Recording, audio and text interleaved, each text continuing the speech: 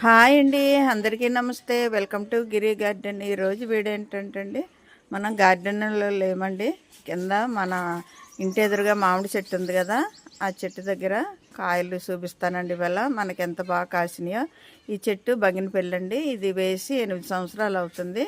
3 సంవత్సరాల నుండే క్రాప్ వచ్చిందండి. చూడండి కాయలు కిందకి ఎంత బాగా కాసినాయో.